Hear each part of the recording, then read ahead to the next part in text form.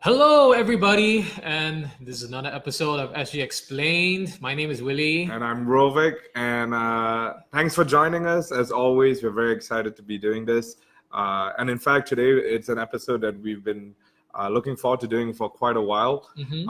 If some of you remember, I am a 25-year-old just starting working, and one of the biggest questions that I have scratching my head is, what is CPF? Where is all this money going? Sure. And what is basically happening to it? So Rovik has kindly revealed his age, but unfortunately, I'm not going to do that because, I'm just older. So you have the experience that you can basically share, because I'm going to be asking a lot of questions today, and hopefully you have some kind of answers about that. Okay, sure. Right. Well, as what we always do, I try to now share the video right now. Yeah. And maybe Rovik, and while I'm sharing, maybe Rovik, you can talk to our audiences, what exactly we're going to be talking about today. Yes. And specifics, and then later we can get right into it. Yeah. So we're basically going to start with the history, because I think a lot of us have asked, where has CPF come from? Is it a Singaporean government thing? Is it a PAP thing? We have the answers about that. We're also going to talk about the different accounts. So what's the ordinary account, a special account, and the MediSave account.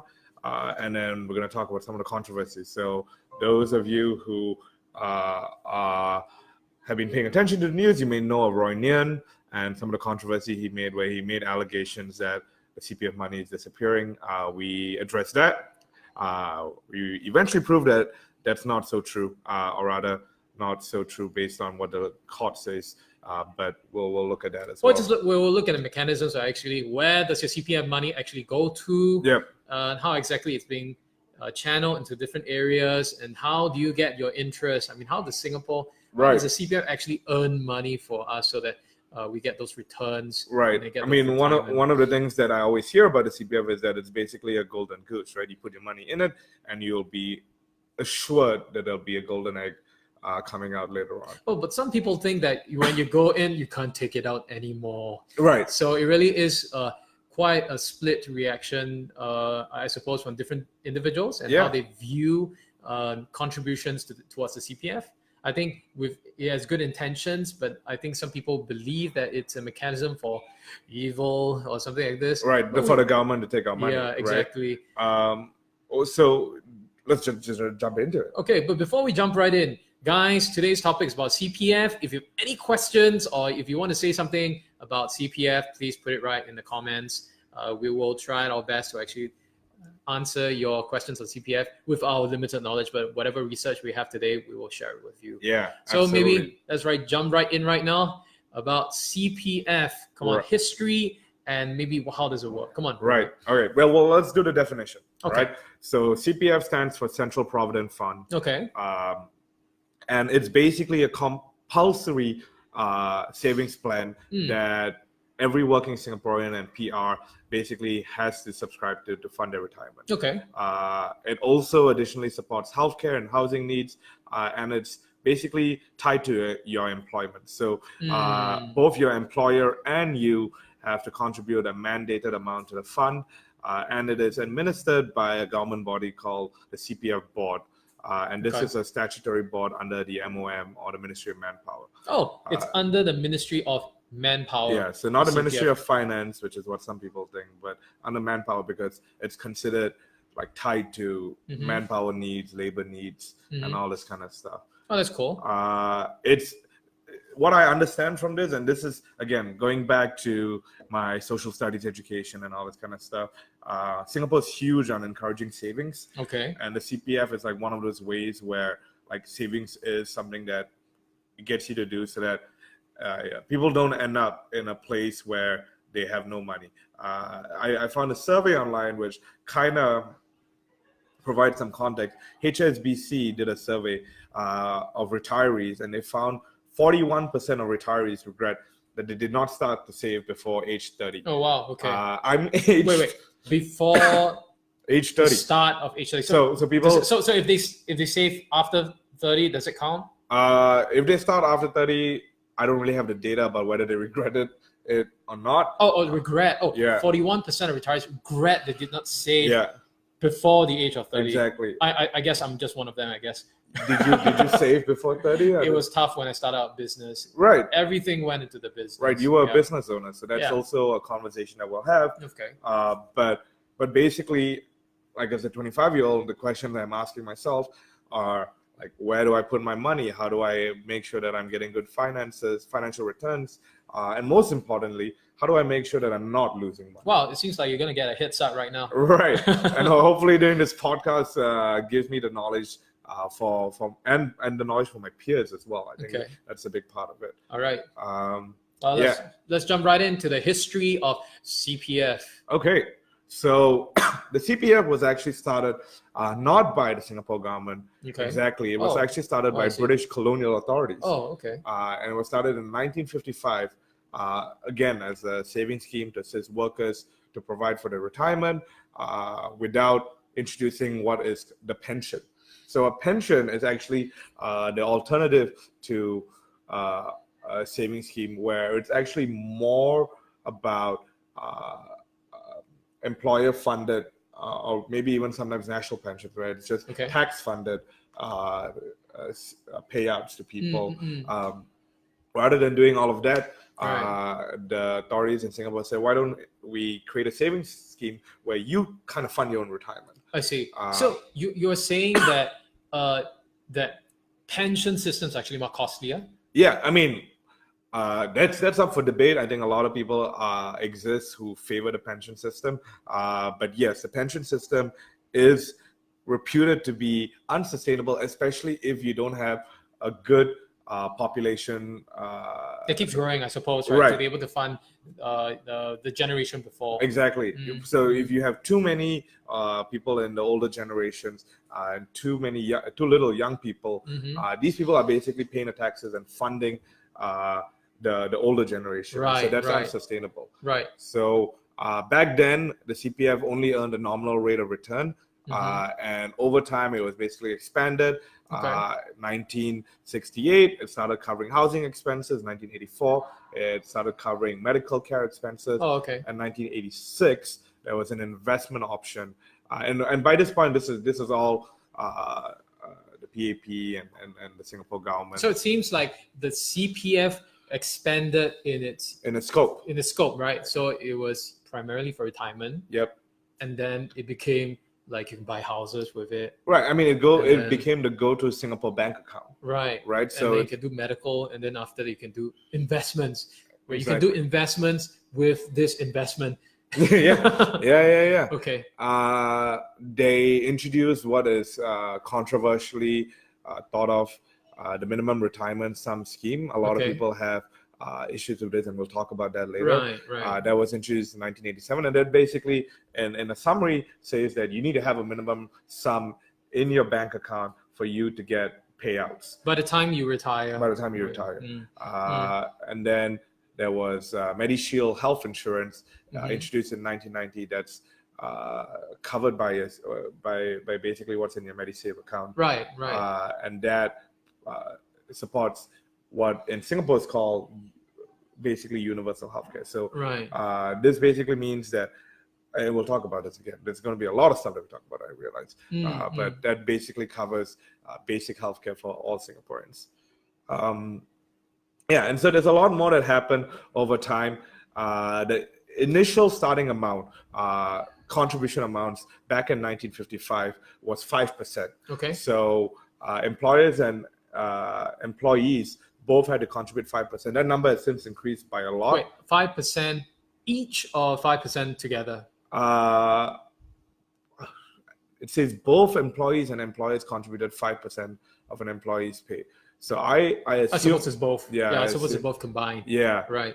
But it was progressively increased to 25% over time until 1985. Right now, both employers. Yeah. Oh, you know what? I think it's 5% each.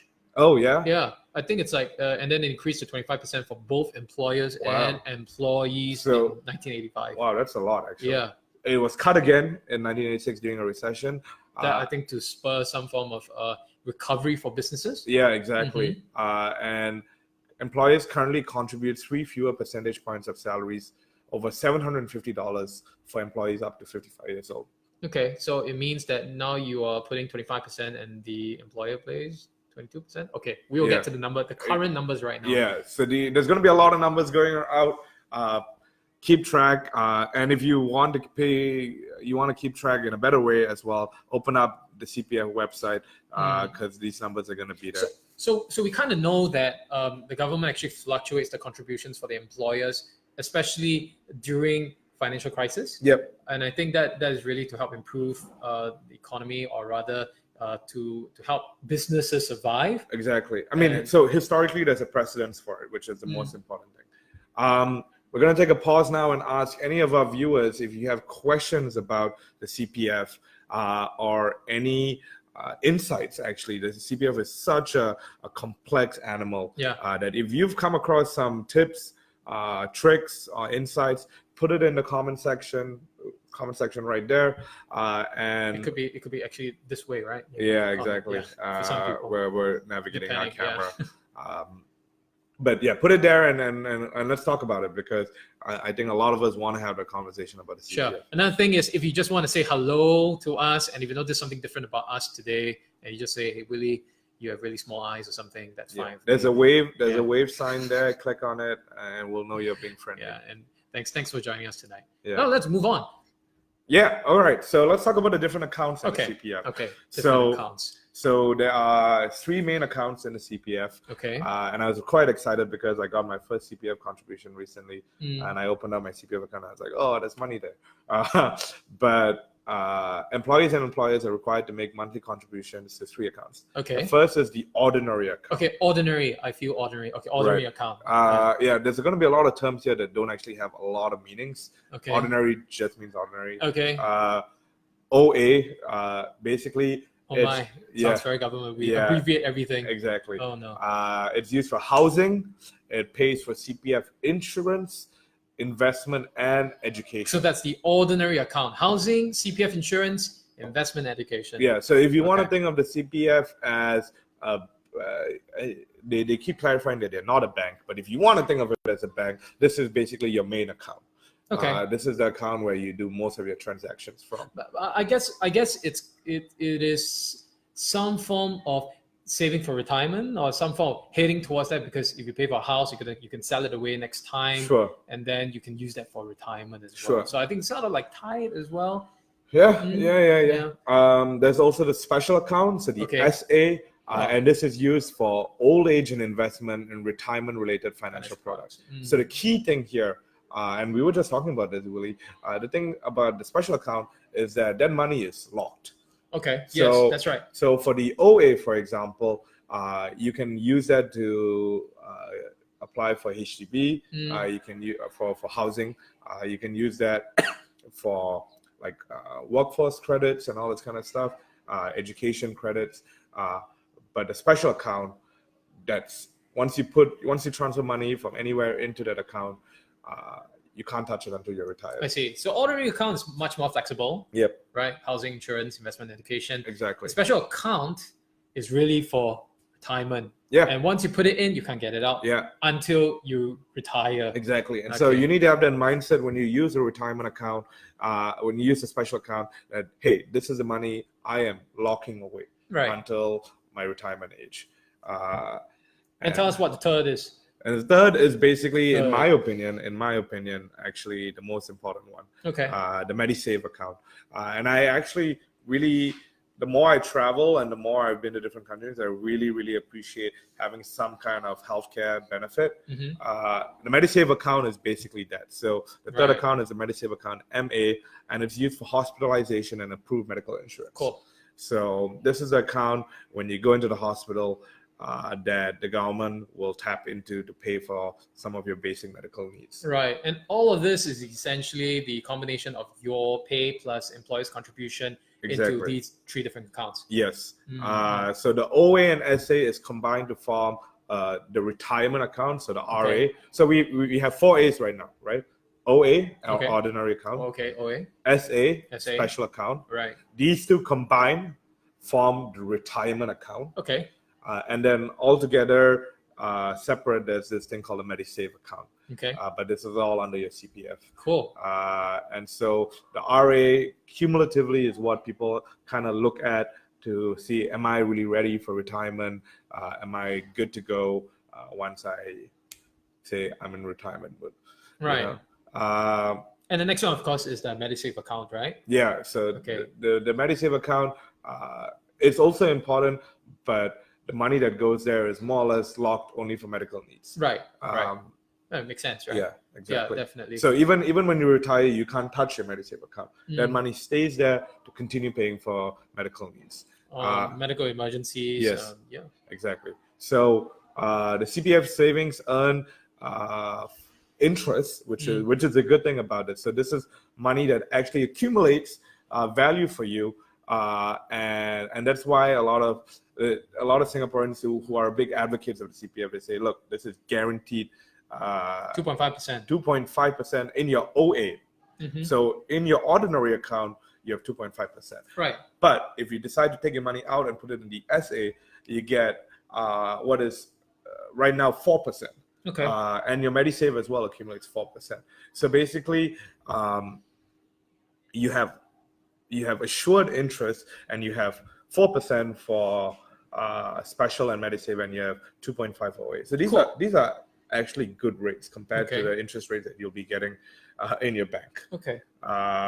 There's also this additional caveat for the first 60,000 in your combined CPF balance, with up to 20,000 from your ordinary account, you will earn an extra 1% interest on that base amount. Mm-hmm. So these are good numbers, I think. Unless someone wants to dispute it, let me know. Like I said, I'm just starting out my financial awareness. But are those good amounts, Willie? I think so. I mean, if you're guaranteed 2.5%, maybe on the low side of certain investment instruments that are available outside. But if you say it's guaranteed, yeah, then that's a different story altogether. Yeah, and we'll talk about how they're guaranteed. Right. And if you're saying 4% guarantee for, the special account or any of the other accounts, that's actually pretty cool. I mean, no investment that I know right now has a guarantee clause for people. Right. Yeah. I mean, that they will have a disclaimer and say that, hey, you know what, market forces may change certain things. Right. So if the government says that it's going to be guaranteed, then I suppose that's a different story altogether. Yeah. I like guarantees. Oh, you like guarantees? Yeah. Well, it depends on my risk profile tends to be more in favor of money assured, I would say. Money assured, I see. Yeah. Okay. Well, it depends on your risk appetite. Some people like Exactly. risky investment products. They want to win big as well. They don't mind take the fall. That's good for them. Hey, nobody wants to lose, man, right? No one wants to lose. Why don't you talk about the contribution rates? Okay, sure. So as of 2018, the employer's CPF contribution is 70% for those up to the age of 55 and decreases to 7.5% for those 65 and above. So I suppose that is, in my opinion, could be that the government is trying to encourage people to continue hiring older workers as well. Sure. Because although the contribution for these seniors might be less, but they actually become more viable for businesses to hire them as staff as well. Exactly. So that could be. I mean, as a business owner, that's how I would think. Yeah. I mean, that would really encourage me to say, hey, I have some savings and I don't mind hiring these individuals. That's an interesting perspective. Yeah. I actually was thinking about it the other way, and I was like, that's a decrease. But now I get what you're saying about encouraging employability. Right. I mean, if not, companies would then have no incentive to want to hire. Exactly. And of course, companies are not charity cases, right? Exactly. So it's really tough. Yeah. But okay, so that's 17% for employers. Now the employee contribution is 20% up to the age of 55, and when you're 55 to 60 years old of age is 13%, and above 60 to 65%, 0.5%. Right. Yeah. And then it goes down even more. And decreases 5% for those 65 and above. Yeah. Right. I suppose it's trying to also help them to unlock more cash as they are going into a senior age, so they can really use it. Yeah. Yeah. Because at that point you'll need money for so many things, right? Like you'll need, most importantly, probably healthcare. Yeah. But also like you want to be able to enjoy the later years of and those pesky grandsons will keep asking you for ang pao. Wow. Yeah, you got to give that, man. Yeah, right. Yeah. I suppose that's why they are actually releasing it. But nonetheless, these are the contributions for this time. I mean, if you are below a certain age, it's really 17% for the employers and 20% Right. for employees. I suppose people at your age group will be, how much am I contributing from this? This is the sort of like the numbers. Yeah, if yeah, you're much older, then it's really much less. Are you contributing 5% right now? Is that Am I- 55 and above? Stop revealing my age. No. And the answer is no. Yeah. Well, the key number here, and I think we kind of glossed past this, is that the retirement age, according to the government, or rather the age at which CPF kind of you get to draw money out is 55. Okay. Right. So 55 is a magic number, one of the many magic numbers within the CPF. But 55 is the age at which things change. Right. Yeah. So that's like the first trench in which you can draw out Exactly. your monies, right? Exactly. And then I suppose the next age would be 65. 65 is where numbers start changing again. Right. Yes. I see. But 55 is a big number that everyone kind of is starting to look forward to, and their goal is to basically start getting money out. Right. Maybe you can tell us more about how this entire retirement payment thing. How am I going to? Right. Why? I mean, we talk about contributing money. How am I going to get money out, and how does it help me when I hit a certain age? Right. So this is something interesting I found out. Basically, there are two key aspects to your retirement payments that you get from the CPF. The first is what is called the retirement minimum sum. Right. And that basically means that every person with a CPF account is expected to set aside minimum sum of CPF savings in their retirement account. Okay. So RA. Right. OA and SA together. Remembering that's the combination of OA and SA. Exactly. All right. Upon reaching 55. So basically, all the savings that are in the OA and SA would be transferred to the RA, and money that is in excess of the of the minimum sum, as well as your MediSave minimum sum. So the MediSave minimum sum is kind of taken aside. Wait, you mean RA as a sum of OA and SA is essentially what contributes to this term called the minimum sum? Exactly. Okay. All right. You would be allowed to withdraw that amount in cash. How much? So anything that's excess of the minimum sum. Oh yeah, I see. Oh, okay. So that's a good amount, right? You just get to take that wholesale out. Oh, okay. Or rather, that's an option for you. Right. Another key thing about the CPF actually is that it gets very complex because you have a lot of options. Okay. Which is quite ironic based on some of the things you will read online, where they'll say the CPF gives us no options. But actually, there's a deluge of options that you kind of have to deal with.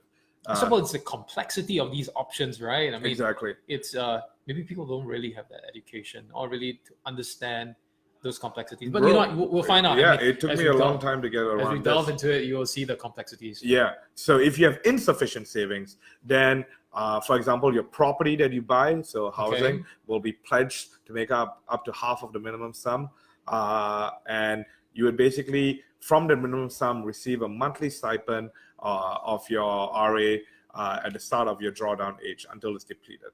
So one of the key controversies about all of this is that people keep complaining that the minimum sum keeps increasing. Okay. So it's like a moving goalpost, right? If I'm at 25 and you tell me my minimum sum is X amount, and I work hard and I put all my money in, and then maybe 10 years before you tell me, oh, I've increased my minimum sum, I'm going to be quite frustrated, because that means that I have to figure out how to get so much more money in just so that I can start drawing out money. Right. Definitely. Hopefully, I would have saved more than enough by then. Okay. That is my goal. But I can understand people who go through difficult circumstances, who maybe have not got a head start, people who literally don't have that opportunity to make that excess. So what happens to those people when they hit the minimum? I mean, when they hit the age and they can't, for example, meet that minimum sum, what happens? I think one of the things that I've been reading is that they have to keep working. Oh, okay. Right? So they have to keep working, keep getting ways to put money in. They can top up and put it, if they have cash, they can put that cash straight in. Right. What I'm seeing is that if you don't have enough savings in the retirement account, of course, the combination of both OA and SA, your property will be automatically pledged to make up Exactly. Up to half of the yeah. minimum sum, right? So we talked about that where it does consider if you use your CPF to buy your house, your public house, then yeah, you can basically pledge that as, you know, what would you call it? Asset? Right, asset, back? Yeah. So the reason for why the minimum sum has been increasing over the years is to account for inflation, right, longer life expectancies, and all of these things basically are justifications that have been given. So numbers that we can look at, CPF members who turn 55 between 1st July 2014 and 30th June 2015, they only need to set aside a minimum sum of 155K in their RA and 40.5K in their Medisave account. So if you don't meet those numbers, for example, like we said, then you have to figure out how do you top it up, right? Yeah, it's to continue working. Yeah. I suppose that's actually the part where people get really kind of cheesed off as well. Yeah. But really, sometimes if you don't contribute, I think it's a process of meritocracy. But I think the government has also certain, or rather, the CPF component has certain safety nets, right? Right. To also not forget people who really can't meet these marks as Right. well. So something else I actually realized, we made a mistake. Okay, what is it? So remember previously we said that 55 was the big number. Okay. It's right. 55 is a big number for you to hit your target amount. Right. But you only actually start getting to draw out your money from 65. Okay. Yeah. So your drawdown age. So the 55 age is still important for you to hit your minimum sum. But you can only start taking money out at 65. Okay. So those are two different numbers now. The minimum sum amount and your drawdown age. Cool. Right. And that number was actually delayed. So previously it used to be 60, now it's 65. And the numbers so far say that currently, based on the 2016 numbers, for the cohort to reach age 55, so the people who all were supposed to meet the minimum sum by then, only 53% of those who are active members met the minimum sum. So there are 47% of people who did not meet the minimum sum requirements according to the CPF. That's actually really, really sad and unfortunate. These people need to work harder. They need to figure out ways to transfer wealth into their CPF account just so that they can access the savings that they've been accumulating over time. I suppose so, yeah. Anyway, I know that some people were joining us, just joining us. Hello, hi everyone. Thanks. I've for this guy, Ivan, one of my good friends. Oh yeah. Saying, I love CPF. Hey Ivan. I can use it to buy properties. Yeah, we definitely covered that just now. Yeah. You can use your ordering account to pay for your property investments, property down payments, and really that's how you can use the ordinary account. Exactly. Thanks for shouting out. Really appreciate it. Now maybe let's continue talking more about what exactly are the different retirement payment systems as well. Yeah. There's this thing called CPF Life. Right. What is that? So CPF Life.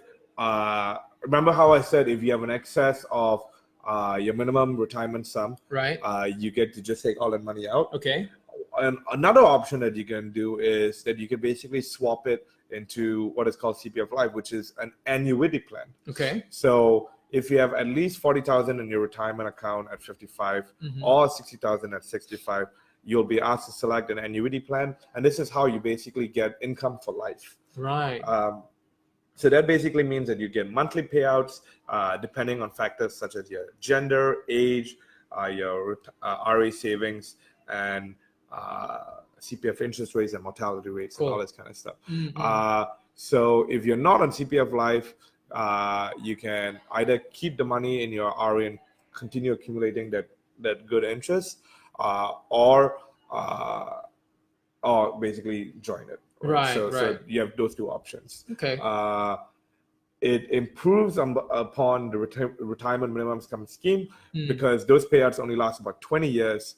The CPF Life is supposed to last much, much longer, up to basically the point where you die. It says that no minimum amount of retirement. What is that? Retirement account savings will be needed to join CPF Life. However, the monthly payout depends on the retirement savings. Yeah, exactly. Right. So basically, it's supposed to give people a much easier way to access their retirement account. Right. So previously, like I said, uh, under the regular minimum retirement sum scheme, you have a minimum sum, you have an excess, you can draw out that excess. Everything else that is in a minimum sum that gets dispersed to you over 20 years. So if you don't hit the minimum sum, you still can get an annuity. Exactly. Wow, that's okay. But the amount you get is It's dependent as a factor of how much exactly. you actually have in the savings as well. Exactly. But you have to you kind of have to opt or choose what are the options available. Exactly. So even if the age 55 in 2016 batch, right? Only 53% actually meet the minimum sum, 47% didn't, but they still can access the retirement fund. Exactly. Right. And it's just that really it's the degree of how much they're receiving per month. So essentially they at least have some way of surviving and receiving money as an annuity. Exactly. And more importantly, a lot of people tend to think that these are the only options. You actually have a third option, which is if you have an insurance company that provides you with a separate life annuity, you can basically exempt yourself from joining the CPF life scheme and the minimum sum scheme. So basically that is considered part of your retirement plan and the CPF board kind of adapts to it. Cool. There are basically, I'll very quickly talk about the different kinds of CPF life plans. There are a lot of different plans and sums. Basically, you have to think of it in terms of three kinds of plans. There's a standard plan, basic plan, and escalating plan. Sounds like something just escalated. They basic and standard don't really tell me much. But the escalating kind of does indicate something about what the plan is. The standard plan is actually for yourself. So if you want to get more money out early on, you basically choose a standard plan and get that gives you a good amount of payout monthly. It does mean that you'll draw out from your CPF account, your RA, much faster. And so when you die, basically whatever is left actually goes to your nominee. So for example, if you choose your children, your wife, your husband, your partner, they will get less money because you've been drawing out the money. Right. The other option is what is called the basic plan. So the basic plan is kind of the alternative where you basically choose to draw out less so that with the very clear indication that you want to keep that money for your family or whoever your nominee is. So those are the two big options. The standard plan is the default option. They're introducing the escalating plan. Actually, this is a very recent plan where you get progressively more money every year. So your payout increases by 2%. And basically that allows you to basically plan your finances such that over time you can see more and more money come into your account. I see. And all three plans are affected by the sum in your RA.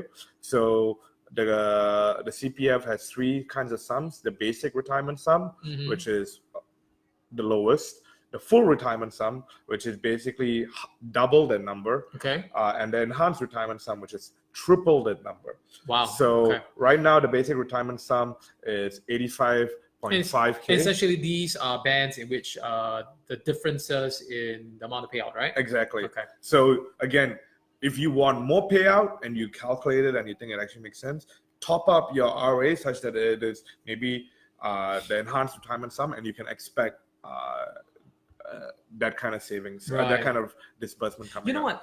I'm just thinking, Rovik, at your age, at 25, I mean, retirement is really a long way ahead, right? I mean, that's like it's at 25 at least 65 is 40 years. 40 years ahead. I mean, what do you think? I mean, how do you think people in your age group are going to think about retirement? I mean, it's so far away. Yeah. I mean, I don't think so. This is the truth, right? Remember how we talked about housing in our first episode? A lot of people were very surprised, and they were like, "Oh, are you getting married, Rovik? Like, why are you starting to look at this?" And I'm just, number one, I'm a curious guy. I think that's something about me. But more importantly, I think I want to know what these numbers are so that I don't get caught off guard by them. And I think that's what I'm seeing based on the commentary online. And if I keep seeing it, the thing I have to ask for myself is, all right, what can I do to stop myself from being caught off guard? Sure. How do you think you could possibly encourage your generation to, I don't know, whether it's My generation. Yeah. Oh, right. Sure. Yeah. Talking about my I mean, generation. So I mean, people at your age, like 25, how do you think they would be convinced about starting to plan early, for this? starting to plan for this, and being interested in CPF and maybe savings and really doing something about it? Yeah, I mean, I think the key thing is realizing that you have options, right? So because the CPF kind of happens actually backdoor, Okay. not backdoor, but in the background. Yeah, Okay. that's what I meant. Where without thinking about it, your money in your paycheck is going, Okay. unless you're self-employed, in which Right. case you have to self-contribute. Right. But your employer kind of just puts the money in your bank account, your CPF account, and then you could literally go on your whole life until you're 65 and never look at your CPF account. Right. Of course. Unless like you have to buy housing or whatever. And so it's true.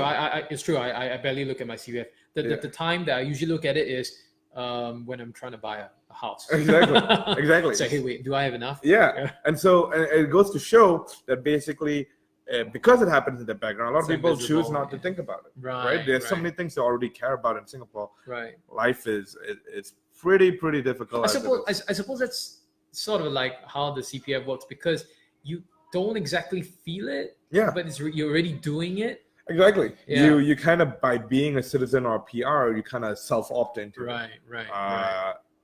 If our audience has a reaction to that, let us know. I personally could imagine myself as a much older person, or maybe even 18-year-old me would have not been too happy about that. I totally agree with the fact that, past my 30s, I'm revealing my age, sort of. Yeah. Really, some regrets is that I could have saved so much more when I was younger. Yeah. If I had a chance, I would try to save in my 20s as well. Okay, good advice. Yeah. So if you can, that's great. CPF, on the other hand, is if you already got a job, it's going to go in the background. Yep. Yeah, and it's going to really pay that out for you. Yeah. And I suppose when that future state, when I'm 65, I suppose I can sit back and still relax and have something and really be somewhat comfortable to an extent. The key thing is you don't want to work at a certain age. Yeah, rather, exactly. you want to have the option not to work. Okay. Yeah, it's true.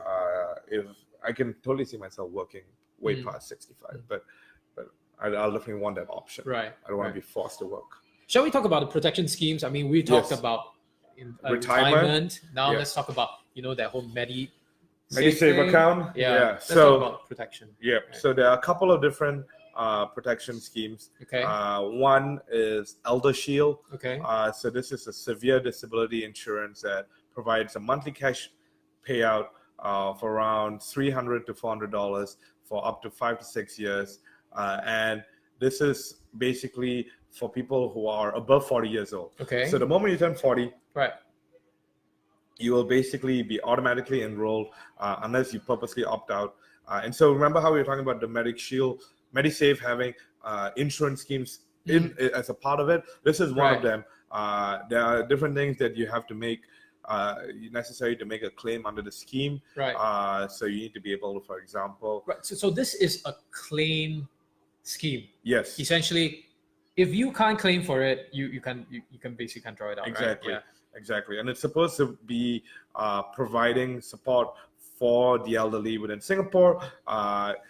The premiums for it between $152 to $3,000 annually. I can expect this to vary based on profiles, and the premium is unfortunately non-guaranteed. So that means you kind of have to. It fluctuates. Yeah, it fluctuates. Yeah, it fluctuates according to the market and I suppose how they determine. And I think the cool thing is to qualify for this is really if for example, Elder Shield, right? Elder Shield is a severe disability insurance that provides monthly cash of $300 to $400, but you must be able to prove that you are severely disabled to claim this $300 to $400. You must lose the ability to perform at least 3 of 6 daily activities. Okay. Washing, dressing, feeding, toileting, mobility, right, and transferring. Okay. Yeah, so that means the ability to move from a bed. So any 3 of these 6. Yeah, if you can't do 3 of them, you automatically qualify for Elder Shield. Right. Okay, that's cool. Yeah. Yep. The other one is called CareShield Life. Okay. And this is recent. This is actually this year. Mm. And it will enhance Elder Shield for those aged between 30 and 40. Okay. So what does it do? It's the same thing, actually. Okay. It's for a younger band of people. And this is recognizing that you can be, it's creating more safety nets for people who are not necessarily elderly, but definitely in need of support. So CareShield is for 30 to 40 with the same components, like 6 things. Yeah. 3 out of 6 things they can't do. Yeah, and the premiums are different and all this kind of stuff. I see. There's also the Dependents Protection Scheme. All right. So this provides a maximum coverage of $46,000 for families to tide over the first 3 years in the event of an insured member's terminal illness or TPD, total permanent disability, or death. So this is actually just an insurance scheme. That's again part of a MediSave, and one that we need to talk about is basically your MediShield. So this is when you go into a hospital and you need to pay for your stuff. The MediShield exists. Right. You can basically top up your MediShield. So currently on your MediShield, you are covered for a C ward in hospitals. Right. So you kind of are covered to a certain amount for bills and everything. Okay. But if you want to top it up to a B, A1, or even a private hospital, you can basically, existing insurance providers in Singapore are able to offer you an additional plan that integrates with your government protected MediShield plan. That is called your integrated shield plan. And that provides you, so for example, if someone is not so comfortable with sharing his or her ward with so many people, you can upgrade to an A ward where you are the only person in that ward. Say, Rovik, you've studied in the US and you have friends from the US as well. How do you think this compares? I mean, we're talking about MediShield, right? How do you think that compares to the US way of universal care? So the US does not have universal care. Oh, okay, yeah.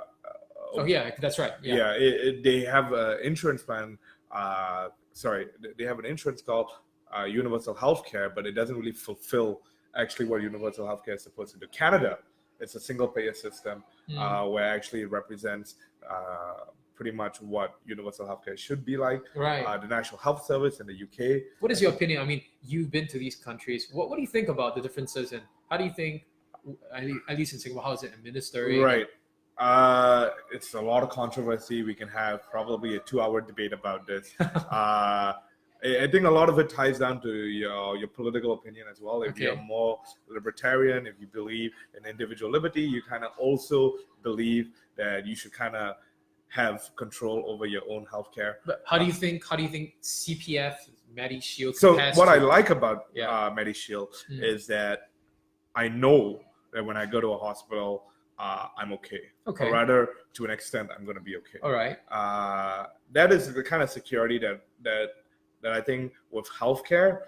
Can you imagine being in the hospital and you have to reconsider everything that happens because it's a cost decision?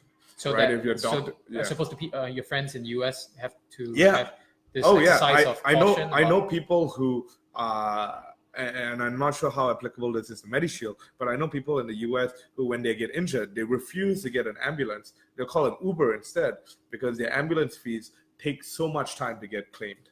And that's a nightmare to think about, right? And that's the kind of thing where you don't really want to deal with it.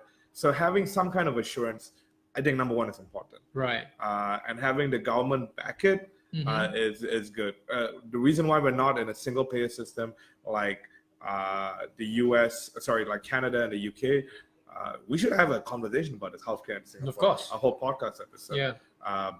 But the MediShield is basically something within your CPF that you do pay for and your employer pays for that gives you some level of assurance. Right. You know what? This is so rich. I mean, this topic about CPF, and there's so many things to talk about. We aren't even halfway through, and we only got 15 minutes left in this show. Yeah.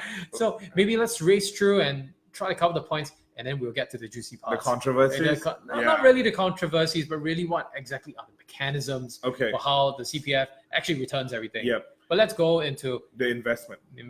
or maybe housing as well. Oh, right. Yeah. Well, they're both kind of investments. Mhm. Or are they? Based on our first episode. That's how you look at a home. Is housing an asset or a liability? Check out our Yeah. first episode. Well, housing. So like we said, you can use the ordinary account saving to purchase a home under CPF housing schemes. Okay. So again, you need to be most of the time a Singapore citizen Right. or a PR in order to access these schemes. And basically, or you can access private property under the residential property scheme. CPF savings can be used for full or partial payment of the property and to service monthly housing payments. Right. So if you're a home buyer and you take a bank loan, you have to pay the first 5% of the down payment in cash. But otherwise, you can basically rely on your CPF. Yeah. And if a flat is purchased under the public housing scheme with your CPF, then you also have to buy a mortgage insurance under the home protection scheme. Right. So we kind of talked about stuff like this within our public housing episode. Definitely recommend you to check it out. Right. But the important thing is that you can basically use your CPF savings to pay for housing. That's cool. For investment, you can invest amounts in your ordinary account under the CPF investment scheme, or amounts in your special account, but that is also kind of tied towards retirement-based products. Right. And you can invest in stuff like insurance, unit trust, exchange traded funds, fixed deposits, bonds and treasuries, bonds and treasury bills, shares, property funds, and gold.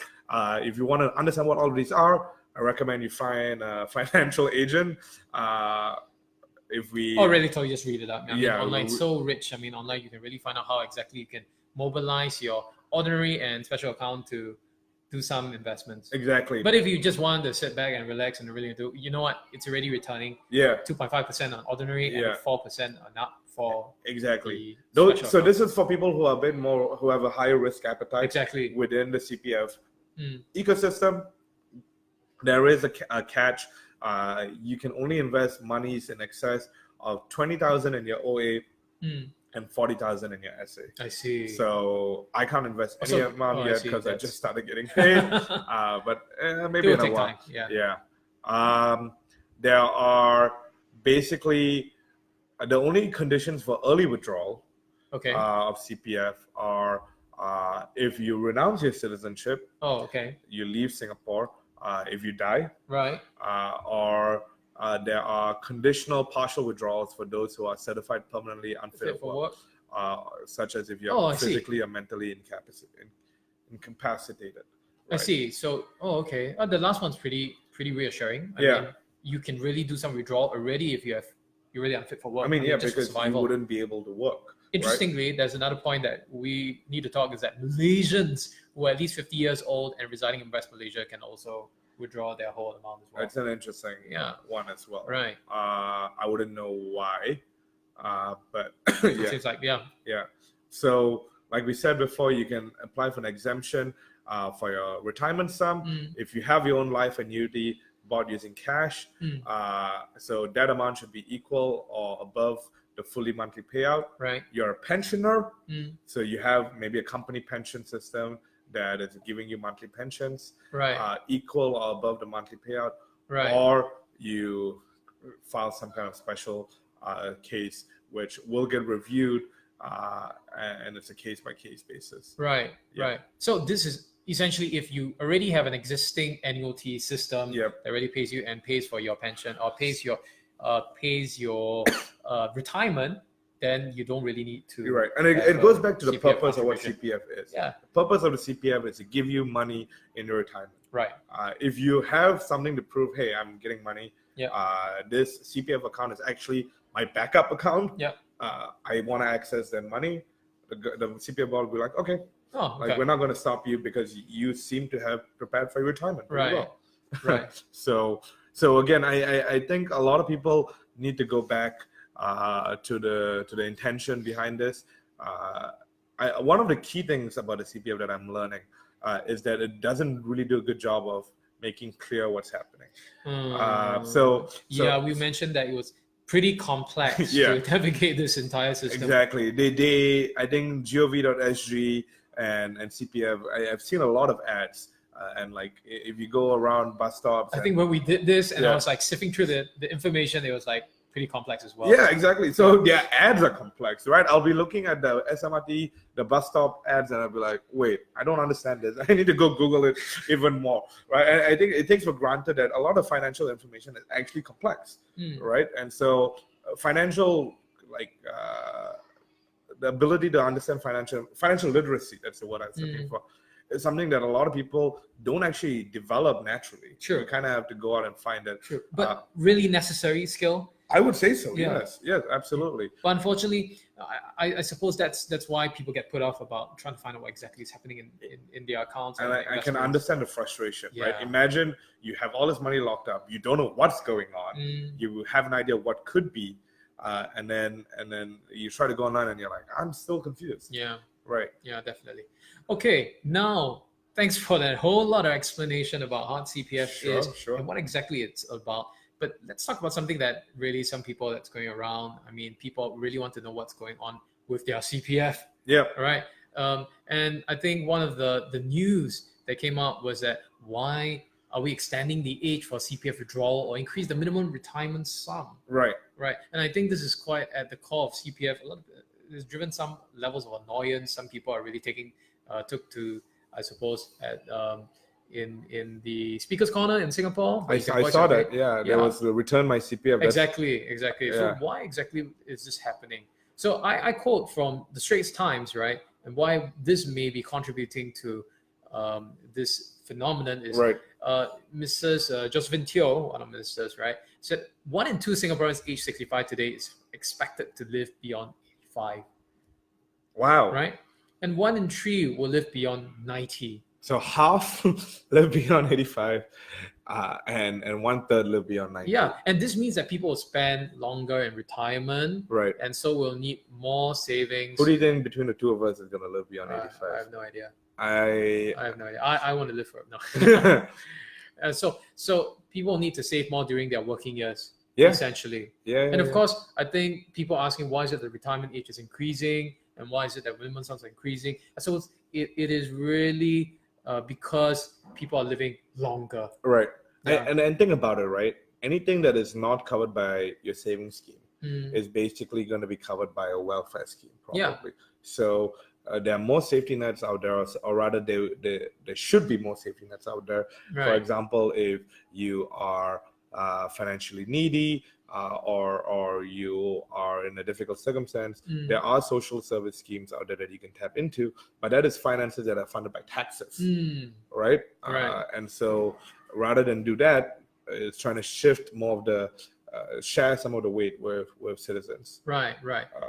And of course, people say return me my CPF, but where exactly is the CPF going? I mean, how are we getting this 2.5% and 4% returns, right? Right. So how is this mechanism that we get these earnings, right? And it's guaranteed, right? Yeah. It's crazy. So let's talk about how CPF money is being invested by the government. Open the black box. Yeah, exactly. And what does the government do with these monies, right?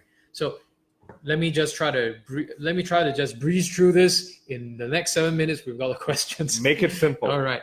So CPF monies are invested by the CPF board in the Special Singapore Government Securities. So just remember this. It's called the SSGS, Special Singapore Government Securities. Okay. They are issued and guaranteed by the Singapore government. Okay. So CPF monies are basically invested by CPF board into this thing called SGS. Okay. In short. This arrangement assures that the CPF board will be able to pay its members all their monies when due and the interest that it commits to pay on CPF accounts. Right. Okay. I just want to go ahead. No CPF monies actually go towards government spending. Right. This is purely investment. Right. So we have really essentially all our tax spending, all our spendings on government actually is generated from some form of tax or returns or certain other mechanisms, but not the CPF. Right. So government borrowings, whether through what we talk about the SSGS or this component called the SGS, cannot be used to fund expenditure. Right. And that's mandated, right? Under the Reserves Protection Framework enacted in 1990 in the Constitution and Government Securities Act, the monies raised from government borrowings cannot be spent, Hmm. right? So this money is actually protected purely for the interest of returning Right. to people who contributed to this, Right. right? But who invests? Who touches that money then? Right. Let's talk about this, and let's talk about this thing called GIC. All right. So the proceeds from an SSGS insurance are invested by the government via the Monetary Authority of Singapore MES. and GIC, which is the government incorporated. Okay. Yeah. Corp. Okay. I'm gonna get the specifics, but essentially it is MES and GIC. Yep. And of course, just I invest the proceeds from the market-based Singapore government securities SGS. All right. GIC is a Government of Singapore Investment Corporation. Yeah, that's right. Thank It's you a sovereign so much. wealth fund. It's a sovereign wealth fund.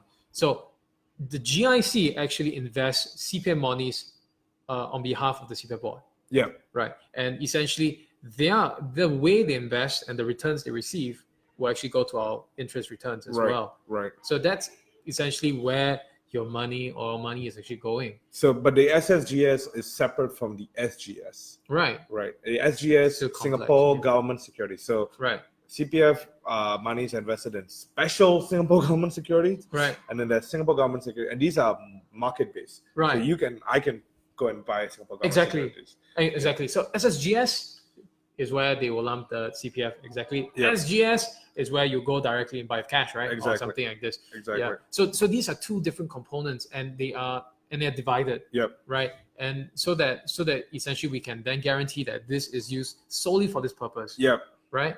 So the government doesn't really specify whether the assets are encumbered or unencumbered, nor state the proportions. I think this is some level of secrecy, or rather some components in which they are unable to reveal to the public. Right. But we do know this is at least a mechanism that's being done, right? Right. So prior to the formation of GIC, it was MES as central bank that managed these assets.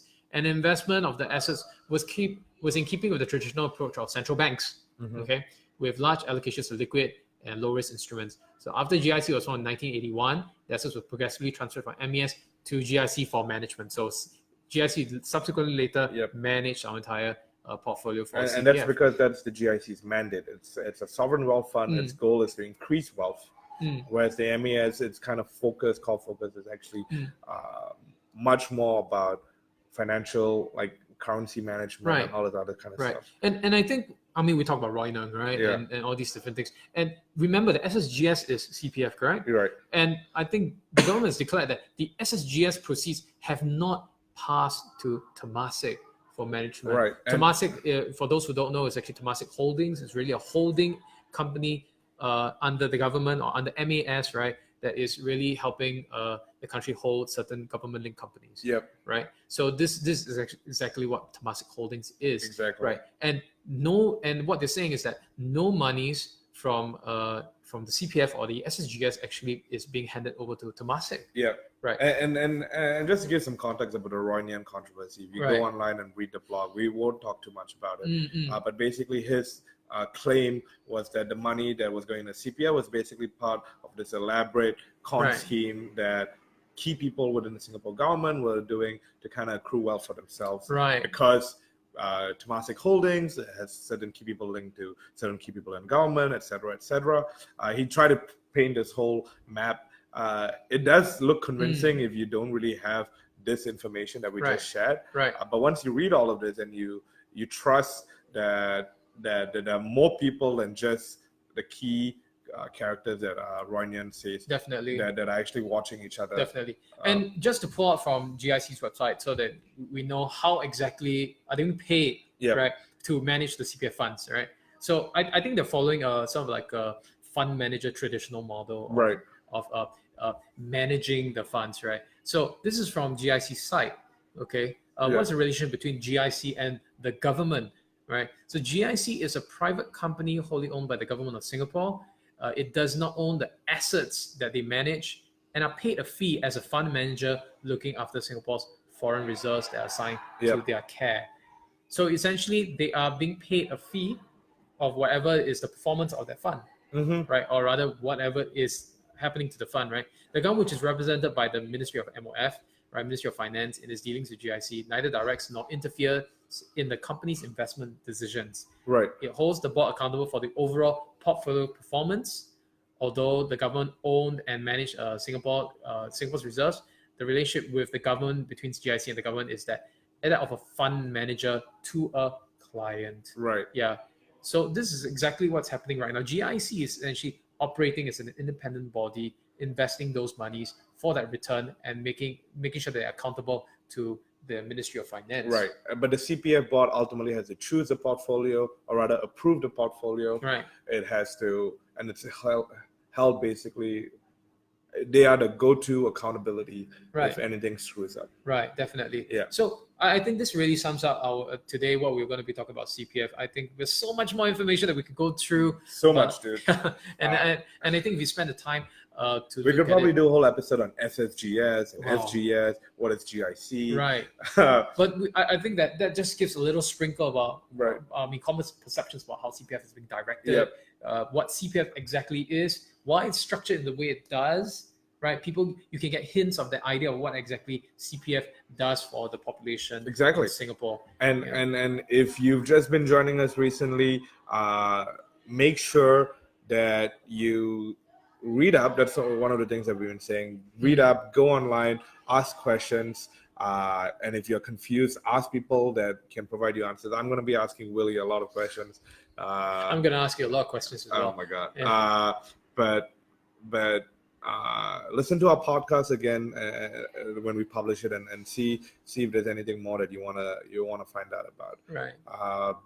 But I think that's all we have. That's all we have today. I mean, definitely, I really enjoyed this topic today. I think it's so chatty today. Yeah, I was in the mood, and like I said, like CPF is something that I'm still trying to discover, right? Mm-hmm. And the moment I have certain choices available for me, I want to be able to maximize those choices. Right. You know, just the last minute, I would just say that I think that young people trying to grapple with what CPF is, even the older generation are trying to grapple what exactly is CPF about and how it goes on as well. And I think there's a lot of confusion, but people are trying to understand this thing that they're putting your money into. Exactly. Yeah, it really takes time to do it. So maybe some resources that I could share with people is that maybe just check out gov.sg for most of these information on how the CPF, if the government is very transparent or tries to be transparent in trying to discuss where these things are from. Yeah, and if you don't trust them, ask them the questions. Ask them difficult questions, and they will probably be able to answer you. Exactly.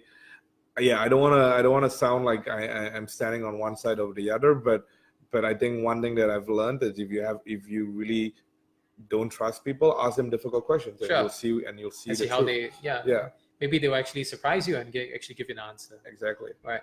And that's all we have for today. And I think I really enjoyed myself today. Yeah, it was a really good session.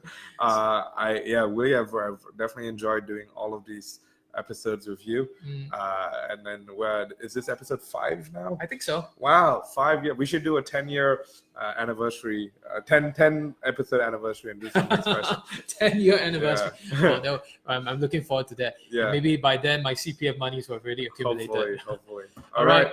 Today, all right. See you guys. My name is Willie. I'm Rovik. And see you in the next episode of SG Explain. See ya.